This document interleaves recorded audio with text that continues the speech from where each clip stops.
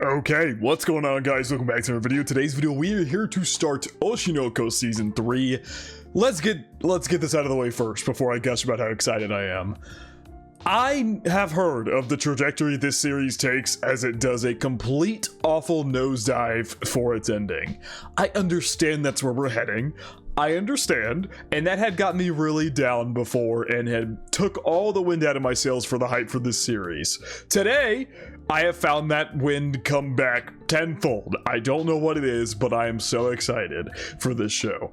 I understand it's going to taper off. I'm going to act like all of that doesn't exist, and I'm going to sit here and I'm going to enjoy what is in front of me, the content that I have, because as I have been told, season 3 is still going to be really good. I plan on enjoying this to the fullest extent of my capabilities, while keeping that in the back of my mind. So anyway, last season was almost anime of the year for me. It was actually unbelievably fucking good. Season 2 was so good. You had the whole play arc was just phenomenal, from getting Kana and Akane's backstory and what that connection is there, finding out Akane is actually just the biggest Kana fan ever. You know, the melt episode was absolutely incredible. Aqua, you know, using his PTSD, his trauma, to draw out those raw emotions on stage and the tragedy of it all. And then we moved on from that. That arc was incredible to start the season, and then we moved on from that to more of a Ruby focus, where Ruby and Akane came, I think it was Akane, Ruby and Akane came across Aqua's old dead body that was had been effectively buried, and now that Aqua's revenge wish is gone, and he is forgetting about it and putting it in the past because he has been led to believe that their father is dead, when that is not the case. Because he met their half-brother who tried to relay, or what he believed was information detailing the fact that their father is dead. We know that's not the case. We saw him murder a girl at the end of last season. And then in that finale, Ruby was the one who in fact inherited that death wish from Aqua, that revenge quest from Aqua, and she was hoping that he was going to make strides towards doing it, because she believed that that's what he had been working on all this time, but he's done now. So we'll see how it progresses from here on out. 6-month time skip between last season and this season.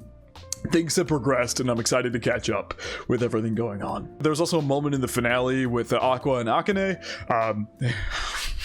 I can only imagine what this season's gonna... Last season, oh man. It was some ReZero type best girl wars going on for Kana and Akane. You guys know where my stance lies. I don't think I need to repeat that. If you watched a single season 2 reaction, you know where my stance lies. Yeah, we will see where things go from here in this season. Do I need to elaborate on what my stance is? I don't think so. You watched the season 2 reactions, you know who the favorite is. You know my feelings on their whole situation and everything like that. It does shift things up a bit that his revenge is done and he is progressing things with Akane. I think that shifts things up a bit, but I still don't fully think Aqua knows what the hell he feels at all. So we will see what he knows personally, but I think I have an idea. Anyway, but besides the point, I don't want to get too deep into that just here in the intro. Let's hop into this. Like I said, I'm finding myself significantly more excited than I was expecting for this season, which I think is great. So I'm really excited. We're going to hop right into this. Season 3, episode 1. I'm assuming there's going to be an OP and ED. Every single Oshinoko OP and ED has been utterly phenomenal. Both EDs, Mephisto is one of the best endings of all time. The season 2 ending was absolutely incredible. That's also an incredible ending. And then both openings, especially the second opening, have been... Literally, I listen to those songs so much. I don't listen to the first one anymore. I think I overplayed that in the beginning. It's still a good song, but I can't listen to it anymore. It just played it too much. The season 2 opening though, oh, that song's so good. Anyway, we're gonna hop into this. I'm excited to see what the OP and ED have. I'm excited to see what this season has in store. Like I said, I've been told this season is still shaping up and looking to be a good season, so I'm excited nonetheless. I'm shaking my desk like crazy. I'm all over the place. It's been a long day. I've kind of, for this, I'm in a new college semester now, so I've shifted things around. So I record these a lot later in the day than I used to record videos on Wednesdays, because I have work and class and things. It's a whole ordeal. But I record these a lot later in the day, which is why this video is coming out as late as it is, and why the OPED video is coming out as late as it is. I would watch it when it drops if I wasn't horribly busy. Anyway, let's hop into this. That is enough yapping from me. I'm pumped. Per usual, feel free to check out the Patreon and Discord. Links are in the description below. As far as the Discord goes, we talk about current anime, past anime, current manga, past manga, and have non-anime conversations as well. And as far as the Patreon goes, you get exclusives and uncuts to my reactions. So if you were to check out either of those, of your own will. Now, the further step straight into Oshi no Ko Season 3, Episode 1. Also, oh yeah, it's on Crunchyroll now, so that's cool, I guess. We also got Poppin' 2, which I forgot to mention. That song is a banger too. They also dropped 2 other songs with it, which one of those slaps like hell. I forget the name of it, but holy shit, that song slaps. Anyway. Okay, so we're getting a recap here. Things are busy, huh? You want to cast Ruby? Oh shit. I'm curious if this season's gonna once again pick up with a Ruby focus, because literally the first 2 seasons were entirely Aqua, except for the back half of Season 2, which was still a smaller arc than the first arc of Season 2, which was Aqua and then everybody else focused. So I think it's finally time for Ruby to get some limelight here, I would assume. Good to see you again, Miyako. She's so hyped for her daughter. Her adopted daughter. She's her daughter, come on now. Ruby got 2 moms. Of a group about to hit the big time. The deadline for the Tsuruya, Jesus, I said it right the first time. Tsuruya books event autographs is the 30th. Everyone make sure to hit your quotas from Ruby. This is Kana, or is this Memcho talking? It sounds like Kana. Damn, so they got it out, and yeah, it hit. Oh god, that clip of fucking Ruby crying and all the above. I still remember how everybody said that basically there was nothing of a music video or anything in the actual manga, and they went above and beyond and did that. And they did that for when Kana was doing the karaoke back in Season 1 as well. They gave her a whole music video and song, which was not in the manga. With the way that Doga Kobo has handled the first 2 seasons, I'm hoping the quality stays the same one for this season, and I'm hoping they can adapt. There's no way to change a bad ending, to be fair, unless they make it anime original, but at least up until then, I hope it's good. Ruby's popping off, huh? What, they got a bunch of masochists watching or something? Who wants someone to glare at them? Mikomochi channel, 360,000 subscribers, holy fuck! And they got 20 million views. Holy shit! Mikomochi's popping the hell off. So this is Memcho recapping. Memcho and kind of sound similar. Yeah, that's crazy. Of course, because of course you got Memcho, who is a YouTuber, so she can promote it, and then you got Kana, who is pretty well known as like this failed child actress. I don't even know what the hell I'm doing. This failed child actress, you know, she's very well known, not as well as she used to be, but she is well known. And then you got the new up and comer Ruby, who everybody loves a good up and coming story. Both the twins do have absolutely special things about them. They're incredibly talented. Whether they will give themselves credit or not, because Aqua never will. Countless collab offers to major YouTubers. Sorry for the sudden DM. I'm Mem from Ichigo Productions. I saw that you were looking for creators to collab with. How would you like to collab with Bikomachi? We'll try to fit in with your schedule as much as possible, hoping for a positive response. Thanks for getting in touch, Bikomachi. We're big fans. Yes, please. We'd love to work with you. We'll get back to you with our preferred dates. Long time no talk. Are you free for a call right now? It's been ages. I'm in a meeting at the moment. I'll call you back. Just let me know what time you're free.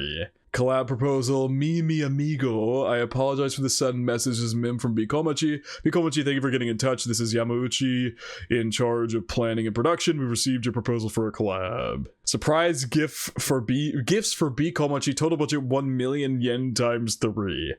Those are report and become regular guests on their channels. Really? They're going crazy. Oh my god, Memcho working overtime to get Bikomachi out there. We love Memcho. Her 24-year-old self. I think it was 24 or 26, one of the two. Damn, so they got posts going out every single day, whether it's a short, a stream, a video, something. She tried to get the 5-hour energy going. Mackie's Trends and Cosmetics, PAO, and of course, Animals channel, Mimi Amigo, so that was the channel name, Talk channel. Taka Mari's Yoga and Pilates channel, and a Veggie channel.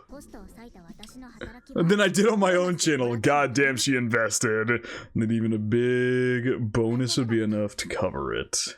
360k, man, that's crazy. The quality still looks so good. The drawing quality is still phenomenal. I love it.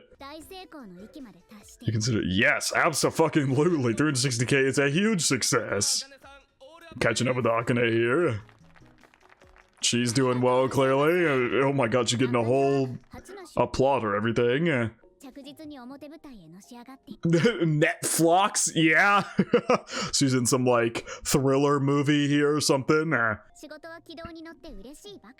would assume Aqua's career has hit a pretty hard stagnate though. The one who really surprised me was Octon. Oh? Dig deep, chase the impossible. Lingerie designer. Do I just not know how to spell the word lingerie? Is it spelled L-I-N? Oh god. I'm gonna sound like a dumbass. Yep, it is. Alright, apparently I've had the wrong impression of how to spell that word. A regular spot on a talk show that's streamed online. Really? All doing supporting roles in TV series and modeling for fashion manga mags. Okay, so he's still keeping up. I thought he would, with his revenge gone, he would stop being involved in the industry, because that's kind of what he said. Or maybe not what he said, but, you know, his whole reason for being in the industry was to track down Ice Killer, who he now believes is dead.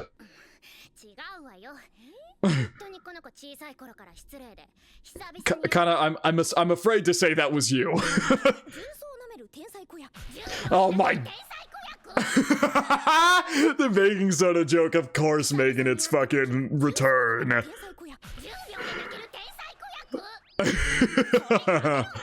God, the dark eyes, man. What's Baking Soda Chan's real name again? Jesus Christ. Busy, busy, busy, busy, busy. They have a concert in Hokkaido. Yeah.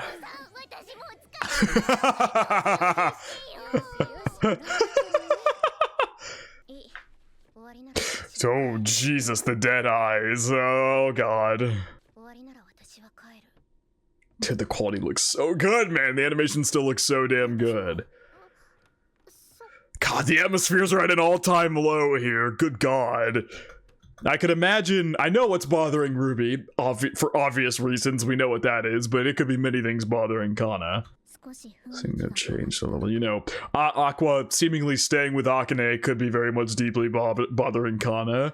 Her being so involved with Bikomachi that she's probably even phased out of acting entirely, maybe, because we didn't hear anything about Kana's acting career, could be bothering her. It could be many things. I wonder if Aqua's really distanced himself, like he said, because last season, you know, the reason that probably the reason he chose to just flat out advance his relationship with Akane is because it was put in his head that if someone finds out that like Akana's with him or something like that, it could result in her death, and he immediately locked in and was like, nope, no, because of obviously what happened with his fucking mother, obviously. Did we see this last season? Okay, well this would tell you what's bothering her. Yeah, he decided to give dating Akane a real chance. And of course, like I said, the reason he wouldn't give Kana a chance is because of that fear that if he started dating her and people found out that something could happen to her. With Akane, he was already dating her in the public eye, so continuing to date her and giving her a real chance at a real romance with him without the revenge twisted shit in mind meant nothing. However, let's not forget, Akane knows the truth and she is keeping it from him, that his father is most definitely alive.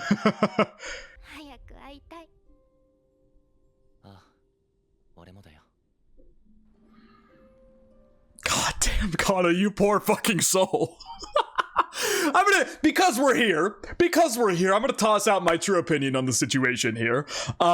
He likes Kana, doesn't realize it, but there's too many barriers to entry to get with her, and so he's giving Akane a chance to fall in love with her. That is my true opinion of the situation. I think that without yapping too much, that is the simplest way to put how I feel about their love triangle. Because there are so many scenes where Aqua does so much for her, and their banter and everything feels so real, and I could go on, like I said, I wasn't going to yap too much. I could go on and on about why I think he actually does like her. He just won't register in his head that he does, because there's too many barriers, like I said, in the way of him possibly getting with her, and that's causing him to not give her a real chance. Because I mean, he did that whole date thing with her and everything, where they went on that date, and yeah. Anyway, I could go on and on, but that is my opinion of the current standing of this love triangle. Jesus, God, you poor soul. You poor soul. Ooh, OP? Yes. Oh my God, we're starting with Papa. Why is it? Jesus. Lot of focus on Papa. Like I said, I'm putting away any thoughts about what goes on with this fucking manga. I am here and I'm locked in and I'm having a great time already. Fuck, that was so good. Was that the opening or was that just the concert? That might not even be the OP. That might not even be the actual season's opening.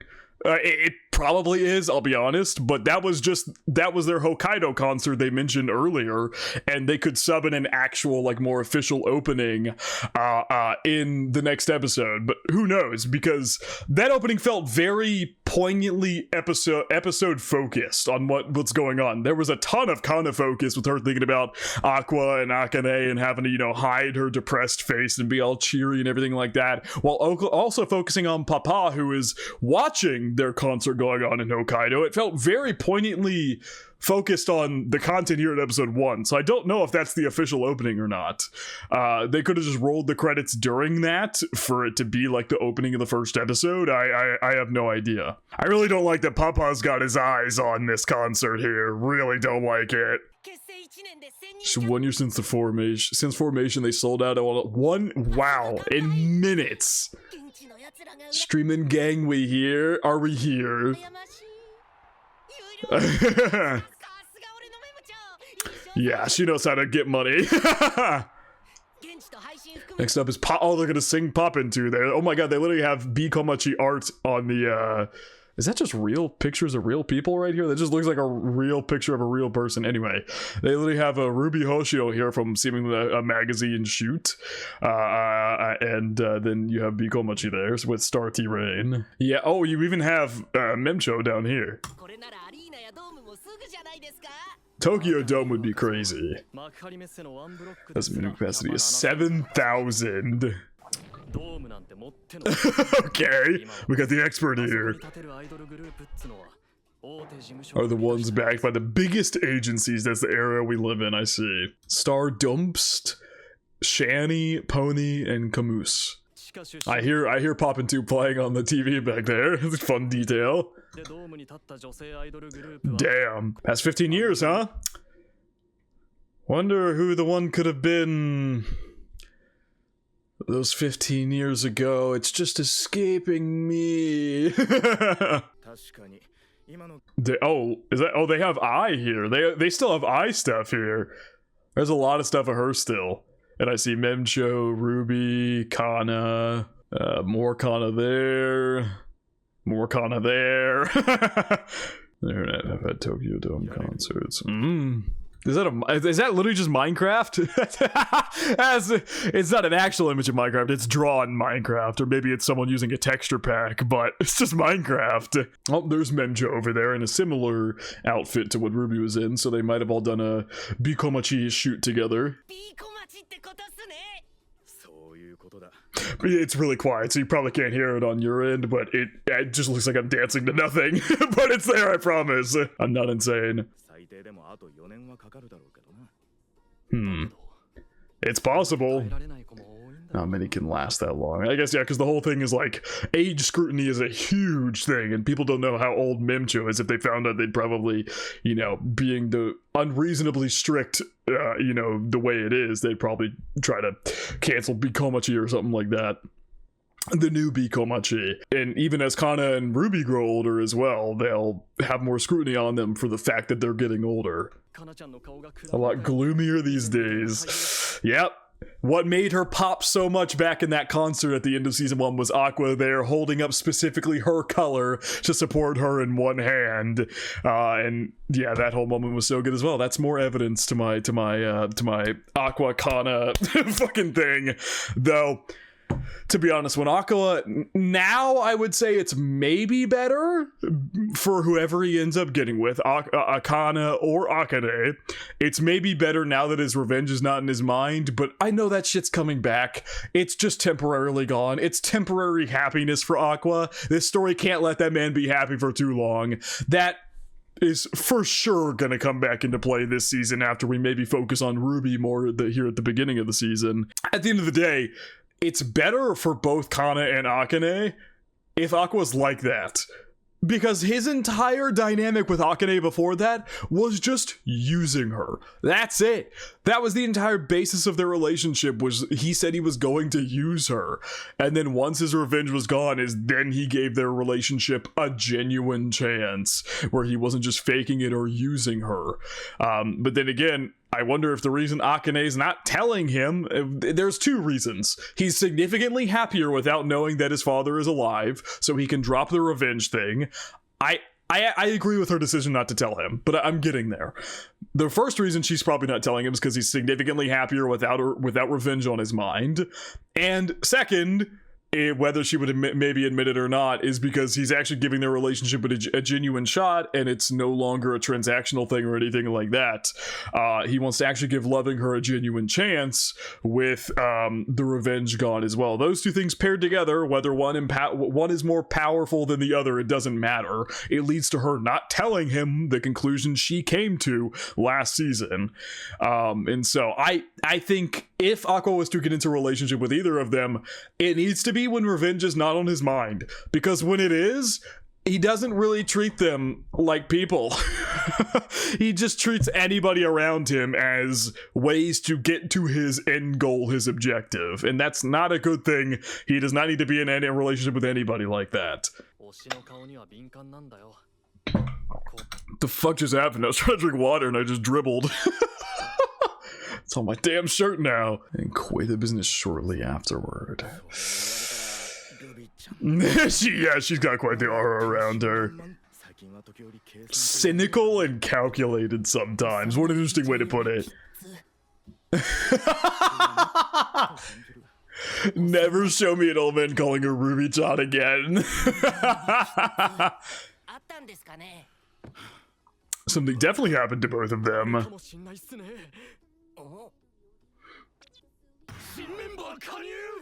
Nope, you couldn't be further. If you stick to standing one member.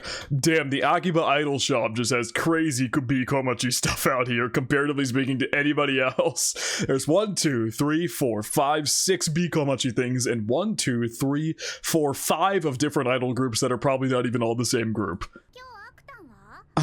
God, the atmosphere of this car is dead as fuck. Oh, Jesus, the atmosphere is so cooked. Ruby is, I don't know, probably doing research on her phone over there, and then Kana is just depressed. And Miyako is just driving silently, and Mimcho's trying to fill the space. Poor Mimcho is stuck in the middle of all this shit. Mimcho clearly worried about her friend. Oh my god, Kana! Oh god, all the memories she has of him that they had together are just slowly turning dark. Even that last one of him doing the otaku dance for her. Oh no. Did Mimcho get off it? Yep, she did.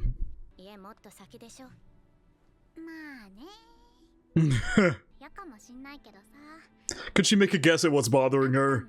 Yeah. Oh no! She She just immediately goes to crying. No! As soon as someone like comforts her and notices what's going on, like clearly it's just like, oh shit. All of a sudden she's forced to confront what she's just been running from. And the tears immediately almost start. Oh. He won't even be around her. I was right when I said in the beginning, he's avoiding her entirely. Because he's so scared. He's so terrified of something happening to her like what happened to I, that he refuses to even get near her. Oh, that makes it so much worse. It's not just that he's dating Akane, it's that he's actively avoiding her while doing it. Oh, god damn it, I feel so bad. Of course, Aqua's not doing it maliciously. He's traumatized as fuck. That's why he's doing it, but it doesn't make it any less painful for Kana. Oh, she was really... Oh,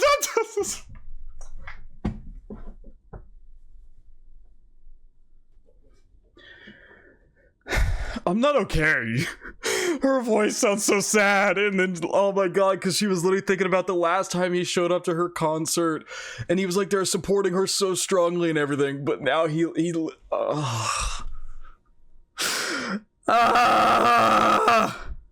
Anyway, it's just pain to start the season. Another go see dating. That's not it. I promise you, Kana, that's not it. I promise you that's not it.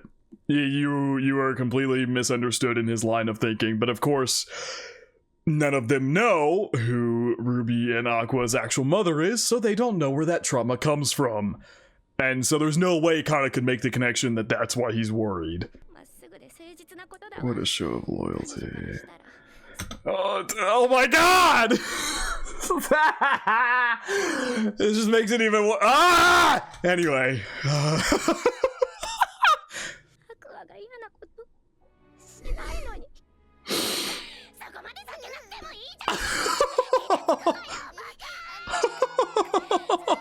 The dog barking at her. There you go. Just let your feelings out. There you go. Oh my god! Aqua, you bastard, I know you're not doing it on purpose and you're doing it because you're traumatized and all the above, but god damn it, you bastard, how dare you! Oh, it's so sad. Oh god. That's a very determined look on Memcho's face there. Is she going to meet him directly? Yeah. Yeah.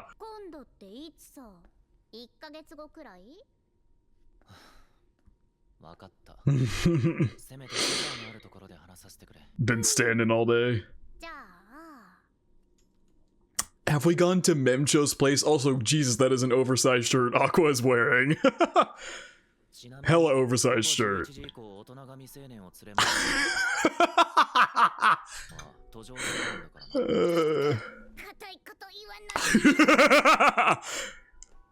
Damn, he does look exhausted. Jesus. Jesus Christ. I've got rehearsals and stuff for Lala's next play. Oh, so he's still doing plays for them. Okay. A lot going on. Yeah, I mean, he was a doctor in his past life. Yeah. I love Memcho's got the play button up there. I see that.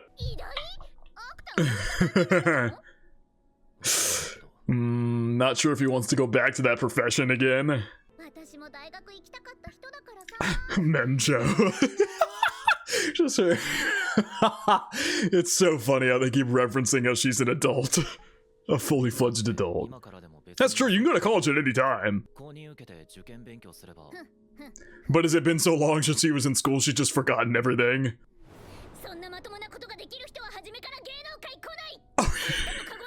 That's no exaggeration. The immediate cut back to the chill scene. Because they have their hands full. I mean, yeah, she's got Bikomachi going on, her own channel going on. We saw how much she's doing for Bikomachi as well. If you'd been more rational, you would have handled the Kana thing better. There you go. She's now breached the topic at hand. Trying to make it about the performances now.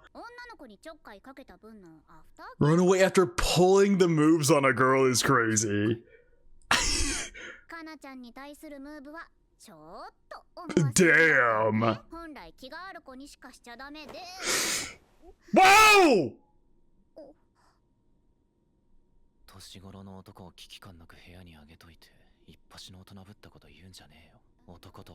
So this when it comes to dating.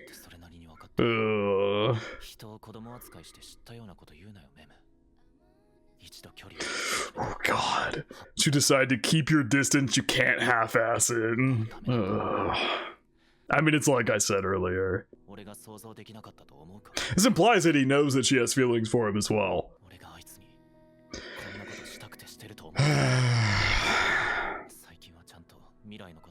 Finally started to think about the future lately. Yep, and we're about to get to what I've been talking about all episode is the reason he's avoiding her in the first place.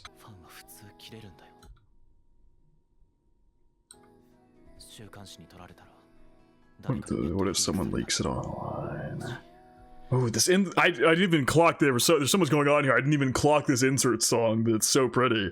What if we get to the Makana has a lover and a deranged fan?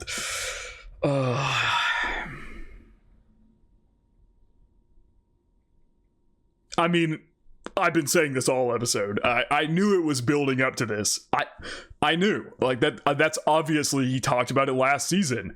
As soon as he was told that, or so I forget who said it to him, but it was said to him by someone. It might have been Akane, to be honest, but she said something along the lines like it's dangerous if, you know, an idol gets a partner or something like that, and Aqua locked in immediately as that was said. I remember that very vividly. And so I've just been waiting for this to, of course, I knew this was why. It's trauma from his mother. An deranged fan found out that I had kids and then killed her. And he is terrified if he was to get with Kana that someone would kill her too, because he cares about her so much. Dare I say because he loves her. Oh.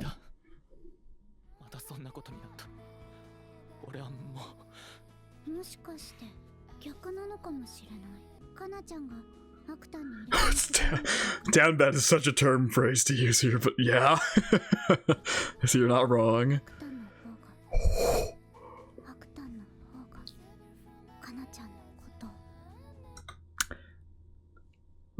Can't say I haven't been saying that all episode, and last season can't say I haven't been saying that. I can't say that that's what I've been saying. The reason he's dating Akane is to split himself from Kana, so nothing like what happened with Ai can happen when he really likes her. And, you know, his whole thing with Akane began as a transactional thing in the first place where he was using her for revenge. The revenge is done, and now he is attempting to fall in love with Akane. That's what he's doing. He's giving their relationship a real chance so he can try and fall in love with Akane.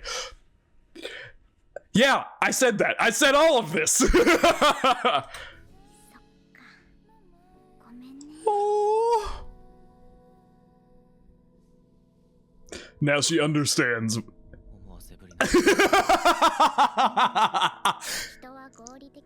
Ah, people aren't always rational. That was so good! Holy fuck, this episode is so good. God damn it. The more I think about how much I love this show, the more it makes me angry that everybody says it has an abysmal ending. Ah, this is so good. This is fucking incredible. Oh my god, it's so good. Poor Aqua is traumatized out of his fucking mind, absolutely horrified that something similar could happen to Kana. Memcho finally gets it. We're not addressing the fact that I can't have something like that happen again. You know, Memcho, maybe you should think on that line a little bit more, but alas, that's not the point of the scene. And I like, oh, this is so good. Memcho understands now, all the above. I'm curious how she's going to navigate this situation now that she knows why Aqua is so hell-bent on avoiding Kana. Yeah, this scene has also implied that he knows Kana's feelings for him, but it's like he said, he's so horrified. Like, oh my god. Whoops, I just started going forward. The scene here, like his face, like, oh my god. Holy shit. Whose fault would that be? Have you ever thought the voice acting already this season is absolutely incredible.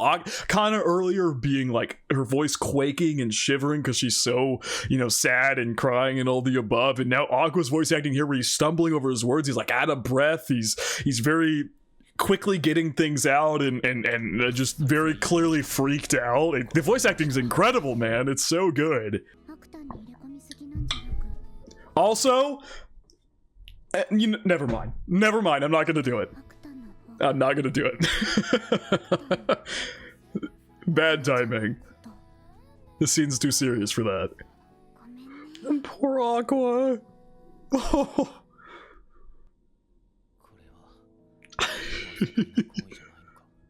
This episode's so peak. Oh my god. It's episode 1 of season 3, and this episode is unbelievably peak. Back to the TV show here. Dig deep, chase the impossible. See you next week. Nope, they're watching it. I know they're gonna... Hello, we got Ruby with her 2 idol buddies here. Well, the one on the right's an actress. The one on the left is a model?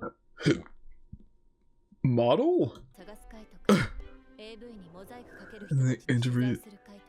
Who add the censors to... What the fuck is this show? What is happening on this show? What is happening on this show?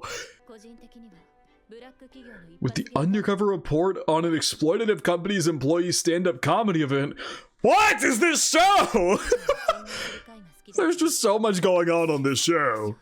Yeah, it's a great question. How'd they even get the approval? Also a little bit of a typing issue there. The apostrophe is supposed to be inside the word. It's fine. I guess maybe they were trying to do like a country dialect thing because she says fur at the end of it.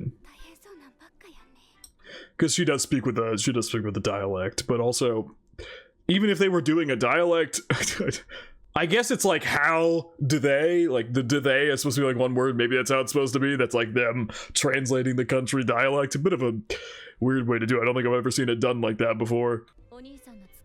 Brothers one-liners. Okay, yeah. Utterly heartless, and I love it.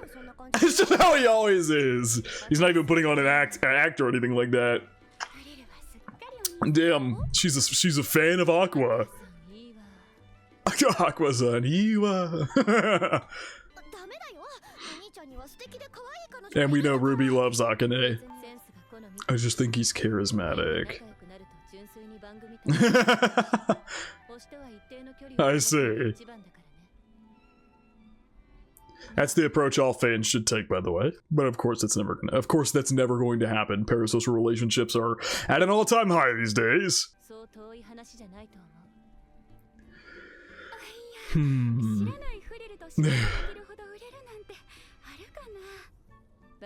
Ruby just with this sinister smile off to the side here. Ruby, normally if this girl said something like that to her, this Frill girl, I forgot her name, I'm just gonna call her Frill because, oh, Frill Shida Nui. If Ruby had heard this at the beginning of the show, she would have been up out of her chair, jumping, freaking out, going crazy, so happy, but she's so tame. I love her eyes, man. All the eyes in this show are so good. Oh. Oh shit. Oh shit. They're on the, or she's on his show.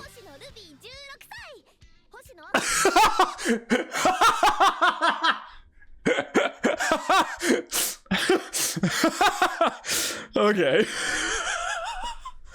That's just hard to cut to his face being like, what the fuck is my sister doing on this show? A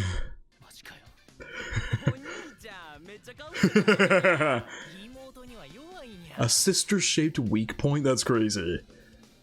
Yeah, shrugged like he's like, oh well. They clearly did not tell Aqua about this. Okay. Digging deep, Pikachu's friends encountered. Hell yeah, the Smash Bros. And Pikachu-kun is found. Digging deep, the shocking truth. Aqua's about to die over here. Technically, I love how they call her like little sister, like she's younger than him or something. They're literally twins. They were born minutes apart. He's off immediately.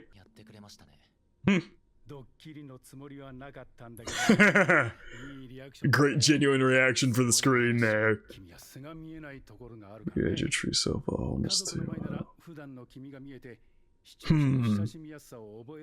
When he's all like, oh, like that. Yeah, we know that he hasn't been as vocal about it recently, but he really did not want Ruby to become famous at the beginning of this show. And I would imagine he still very strongly holds on to that sentiment, because the more famous she gets, the more likely it is something will happen to her as well. But he's had to forego stopping her from doing anything. He obviously just watches from the sidelines and is protective where he can be, which you would presume then being on his twins would be something he wouldn't want to do. But we'll see. Also, who braids Aqua's hair? I didn't even clock that he's got his hair braided. Oh, shit. She apparently got in contact with him. Maybe, honestly, it wouldn't surprise me if Ruby wants to get them out as twins. She wants to get the word out that they're twins more and more and more, because the more public they are as twins, the better odds they have of finding their father. Like, the more public they are and everything like that, the more likely it is they come into contact with their father at some point. And she wants that, so she wants them to be seen out there. And to be fair, while Aqua doesn't, like I was saying earlier, while Aqua doesn't believe that their father's alive, that doesn't negate his worries about something similar happening to Ruby, like what happened to their mother. Be cool when she concert I was invited to. Oh god, it's not a creepy smile at all. The eyes really don't help. Oh my god, yeah. That was so unbelievably purposeful. She wants their names out there 1000%. Yep, and it's like they said, she was kind of innocent and all the above in the beginning, but she's much more tactical and cynical now. Because I liked the pitch.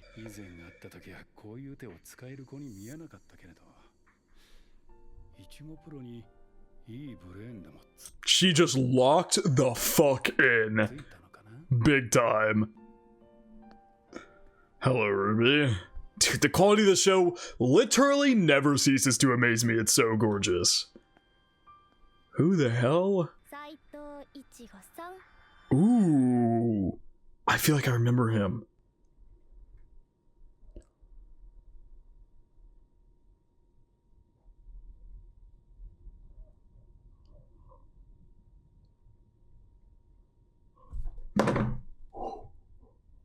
When did she get... Wait. When did she get into contact with him?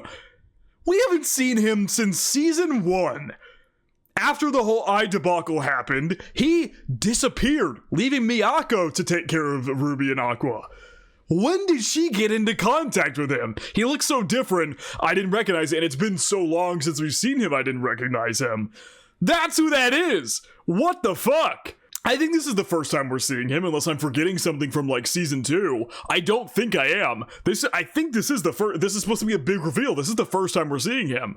I went on to the character like sheet, and then I saw him, and I was like, because it's got his old. You're not gonna be able to see this, but I'm on like a character sheet here showing the characters. He's there, and it's got his old design from season 1, and I was like, oh, it's that guy. Okay, I got it now. Holy shit. That's crazy. When did she get into contact with him? We got the ED now. I'm excited. All 3 endings have been utterly phenomenal. Oh, okay, it's not an actual ED. Okay, I'm gonna skip this. We'll wait for next week. Honestly, I still don't know if that OP from the beginning is the official opening. I'm starting to think it isn't. It was just a concert they did. It was the Hokkaido concert they had mentioned. I'm very strongly beginning to believe it's not actually anything to do with the actual opening that we will probably get next week. Similarly to how if they were gonna do the OP and ED, they would put the ED here, but it's not. So there's probably gonna be an official opening and ending next week. Some of you are probably screaming at the screen like, it's not the official opening and all the above, because I know the trailers have songs in them and things like that, and you guys have probably already heard. If it is a different song, you guys have heard like it's a different song, and you know that's not the official opening. I don't watch trailers. I haven't seen a single trailer about this season, so there was no way I would know. Anyway, completely peak episode. we're so back, man. Until this series falls off a cliff, we're so fucking back. That was such a good episode. Oh my god, the emotions and everything. I could go on and on. The OSTs were great. The animation looks as gorgeous as it has for every season of this show. The character writing is still so goddamn good. The love triangle gets deeper and deeper and deeper. And can I get a fuck yeah? I was gonna do something like that in the scene, but I was like, you know, bad timing. This is a very serious scene, but fuck yeah. For what Memcho said, now we've got Ruby being very conniving and behind the scenes putting in work to make the name of Ruby and Aqua known more publicly, which is a very purposeful move. A lot of shit going on here. A huge reveal here at the end that Saito's back, or Ichigo Sato, I believe his name was. Not Saito. No, it was Saito. Ichigo Saito. It's on screen. I'm all over the place. Such a good beginning to this season. I love this show so goddamn much. It makes me so upset to hear people so like trash the manga ending so badly. I literally, we have an author in the Discord who writes professionally, literally writes stories professionally, has like an ongoing story he's actively writing. He wrote like an entire essay on how abysmal the Oshi no Ko ending is. That makes me so scared and so upset, and obviously it's not just him. I've heard non-stop negative things about the ending of this series and where it's going and how bad it is and things like that, which is so sad because this series is so good. It's like, honestly, if this season keeps up the quality of the first two and the dip doesn't happen until like season 4, I would probably put Oshi no Ko in like my top 15 shows of all time for the first 3 seasons. It's so good. Literally, like I said, I almost put Oshi no Ko season 2 as my anime of the year. I was pretty damn close, but of course it aired in the same year as Freerun and JJK season 2, and so I think I picked JJK season 2 as my anime of the year because Freerun wasn't done. But if Freerun had been done, Freerun would have won my anime of the year for 2023. I might, but I haven't done an anime of the year video yet for last year for 2025. I did one for 2024. Haven't done one for 2025 yet. I might. I don't know. I could go on and on and on, but I think that's enough talking about this episode. Everything was incredible. I'm so happy to be back. Like I said, all the wind had been taken out of my sails with all the discussion about how meh the ending was, and I have gotten revitalized like today so weirdly. I was so excited for this episode coming home from work. I was so excited. I don't know why, it just happened, and this episode was so peak. So I'm so excited for where the season's gonna take us. Like I said, I've been told this season is supposed to still be really good, so I have high hopes for where this season is gonna take us, at least for this season. But anyway, I've been yapping way too much. I had a ton of fun with this episode, if you guys couldn't tell with all the yapping I did. But yeah, I think that is going to wrap it up for reaction to Oshi no Ko Season 3, Episode 1. Hope you guys did enjoy, and I hope you all have a good day.